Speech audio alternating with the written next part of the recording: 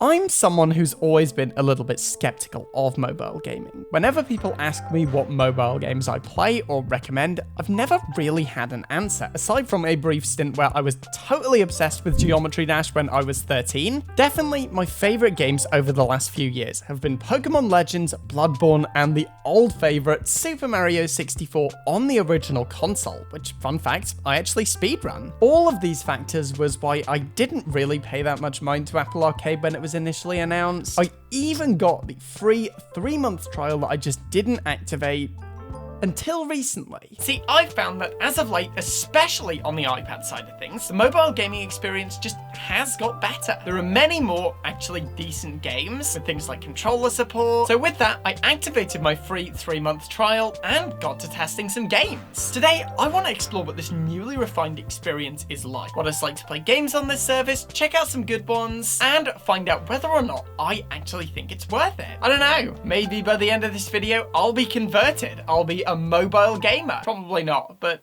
maybe. First off, let's talk about what games I actually like to play and how I've been playing them. For the most part, it's been my iPad or iPhone with a PlayStation 4 controller, which is actually my personal favorite, just after the Switch controller. However, I also did try just using the touchscreen along with plugging it into my LG USB-C 4K monitor, as this can provide charging along with display. Shout out to Canoopsy for showing me that that's possible. The games I initially installed were Oceanhorn 2, Skate City, The Last Campfire, and The Pathless. I'm a big fan of adventure games with nice graphics, so these fit the bill nicely. I put these on both my iPad and my iPhone and then got to researching. All this difficult research.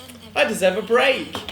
Alright, so first of all, we have the iPad experience. Now, this was initially what got me interested in Apple Arcade. I thought that the nice big screen, great battery life, and overall pretty awesome performance would lead to a pretty decent mobile gaming experience. And I must say, yes, it does. So before this point, well, I had played tablet games before. Again, most of these were very much post-Flash games, if you know what I mean. None of them were particularly all that impressive, but here I actually got to play some pretty decent games on a device that just feels right. One thing I will say though is that actually using the touchscreen, especially with two hands, can be a significant challenge in certain games. It can feel just a little bit clunky, but as we're going to talk about in a minute, the controller support for the iPad is excellent. And so performance was great, the screen looked great, the games looked great. Overall, this was a pretty pleasant gaming experience. As I said, I particularly enjoyed Oceanhorn 2. Seriously, the game mechanics on that game just blew me away. That did not feel like a mobile game, especially with the addition of a controller. So yeah, I must say, using a controller, the iPad experience was excellent. But what about the phone experience? Well, as I said, I loaded exactly the same games onto my iPhone 13 mini. Again, this didn't struggle with performance whatsoever. And of course, well, it does have the controller options like the iPad. I actually found myself preferring to play games where a controller wasn't necessary on the iPhone. To be totally honest, connecting a controller to an iPad is fine. Connecting one to an iPhone,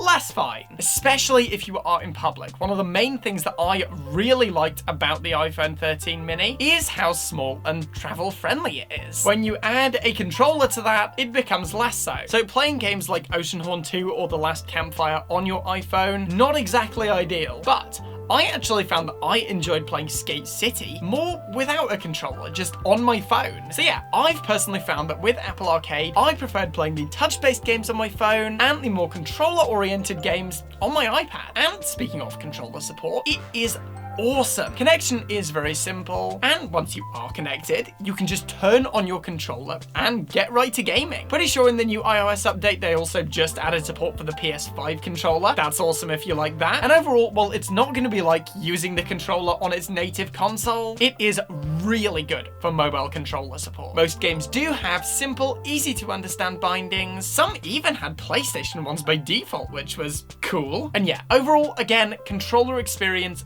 phenomenal. Alright, so, as some of you who have been around for a while may remember, this might be a bit of a familiar shot to you. Despite now working from a studio, this is still where I edit all my videos, and it's also where I do all my gaming. Behind me is my UL2788 something. It's a USB-C monitor that I not only use for editing, but also all my gaming. One thing I really like about it is, again, that it's USB-C, and seeing as my iPad Pro is USB-C, I thought it'd be fun to test it out. While this does certainly get the experience closer to gaming at a traditional TV console setup, as you can see, it doesn't unfortunately fill the whole screen, which is a little bit of a shame, especially when it comes to gaming. Other than that, it's a really great experience. Obviously, you get the bonuses of a bigger, higher resolution screen than you typically would get on a standard iPad, along with the fact that it also charges it. Typically, this wasn't how I was testing Apple Arcade. As I said, most of the time I was just using the display on whatever device I was using. However,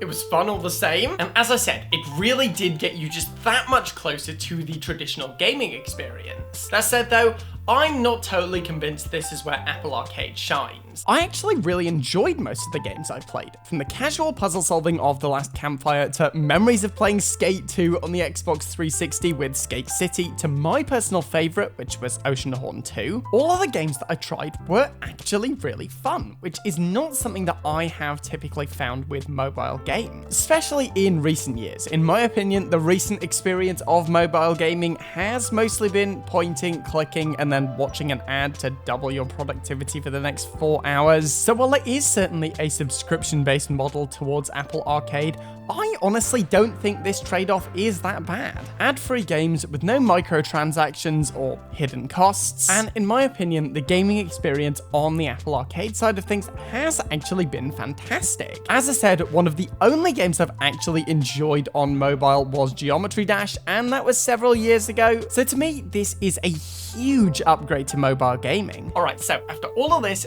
do I actually think Apple Arcade is worth it? Quickly, first of all, I want to have a word about subscription services. I've always been much more of a fan of buying things up front and then being able to play them whenever I want versus having to either watch ads, pay microtransactions, or subscribe to a service. Hence why I still have the most basic version of Nintendo Switch Online, despite that being my most used console. Reflecting on the time I've spent playing through Apple Arcade, I've actually had a lot of fun. Honestly, for $5.99 a month, this is a pretty good deal. Full games, no microtransactions or ads, which for me in the past, as I said, have made my mobile gaming experience pretty crappy in the past, and with great controller support on all devices, this actually does make for a pretty nice mobile gaming experience, and it is something that I intend to keep. Some negatives are, as I said, a lot of the controller support for these games does feel virtually compulsory. Again, going back to Oceanhorn 2, I did struggle to play this game without a controller, so while I did find there were games like Skate City where I could use the touchscreen just fine, for the majority of the games I tried with Apple Arcade, games that had controller support probably should be played with a controller. And realistically, nobody wants to be cracking out the old DualShock 4 on the train, so that kind of takes away from the portable nature of this. So in this case, I am definitely going to be keeping my eye out for games with good touch controls. Personally, as I said, I've actually had quite a lot of fun. Alright guys, so that's it for today. I hope you've enjoyed this one. Let me know, by the way, have you ever tried Apple Arcade? If so, what are some games that you really enjoy? Feel free to let me know in the comments. I always enjoy reading those. As for now though, as always,